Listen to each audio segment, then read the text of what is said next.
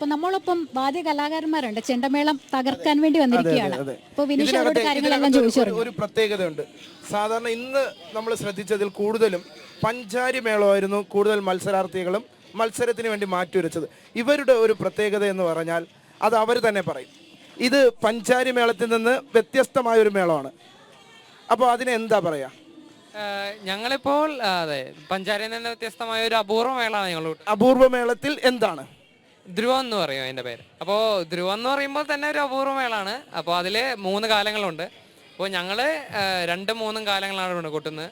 അപ്പോൾ ഞങ്ങളുടെ ഈ ധ്രുവം മേളം പഠിപ്പിക്കാനുള്ള കാരണം ഞങ്ങളുടെ ആശാന്മാരാണ്. ഞങ്ങൾ ഒരിക്കലും വിചാരിച്ചില്ല ഒരു അപൂർവ മേളം ഇവിടെ കൊട്ടിക്കയറി കൊല്ലത്ത് ഞങ്ങൾ ഇത്രയും വിജയം കൈവരാൻ അവരാണ് കാരണം. അപ്പോൾ മെയിൻ ആയിട്ട് ഞങ്ങൾ സപ്പോർട്ട് ചെയ്യുന്നതും അവർ തന്നെയാണ്. പൊതുവേ സാധാരണ പഞ്ചാരി മേളമാണ് സാധാരണ എല്ലായിടത്തും നമുക്ക് കേൾക്കാറും കാണാറൊക്കെ ഉള്ളത്. അതിൽ നിന്നൊക്കെ വ്യത്യസ്തമായത് കൊണ്ടായിരിക്കും ഇത്തവണ പ്രൈസ് നേടാൻ സാധിച്ചതെന്ന് കരുതുന്നുണ്ട്. അതെ അതെ തീർച്ചയായും. എവിടെന്നാ വരുന്നത്?